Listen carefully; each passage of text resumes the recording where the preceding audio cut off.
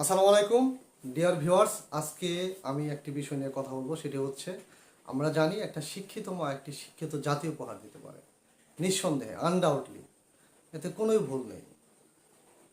বিশেষ করে একটি শিশুর উত্তম শিক্ষক, উত্তম অভিভাবক হচ্ছে পিতামাতা। তার পিতামাতা যে এফোর্টটা দিয়ে থাকেন, যে সাপোর্ট দেন, ছোটোবেলা থেকে ভূমিষ্ঠ হওয়ার পর থেকে যেভাবে তাকে তৈরি করবেন, সে সেইভাবে গড়ে উঠবে নিঃসন্দেহে।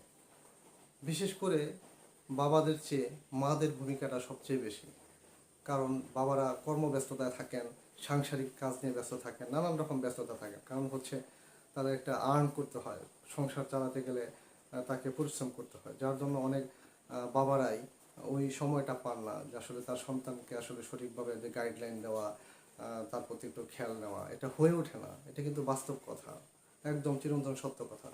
সেক্ষেত্রে মা যারা আছেন, আপনাদের ভূমিকাটা অনেক বেশি গুরুত্বপূর্ণ। আপনারা যেভাবে আপনাদের সন্তানদেরকে তৈরি করবেন, সেইভাবে সে গড়ে উঠবে। বিশেষ করে এজন্য মাদের শিক্ষিত হওয়া খুব বেশি জরুরি। শিক্ষিত হলে যে তাকে চাকরি করতে হবে বিষয়টা এরকম না। চাকরি না করলেও সে যেন তার বাচ্চাকে প্রতিষ্ঠিত করতে পারে। তার বাচ্চা হচ্ছে তার বড় চাকরি, আমার কাছে যেটা মনে হয়।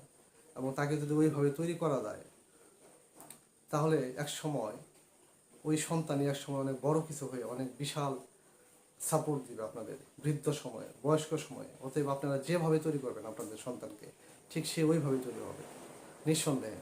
আমরা যারা শিক্ষক রয়েছি তার চেয়েও বেশি গুরুত্বপূর্ণ ভূমিকা হচ্ছে আপনাদের।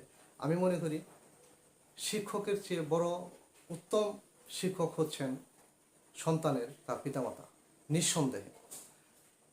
আসসালামু আলাইকুম।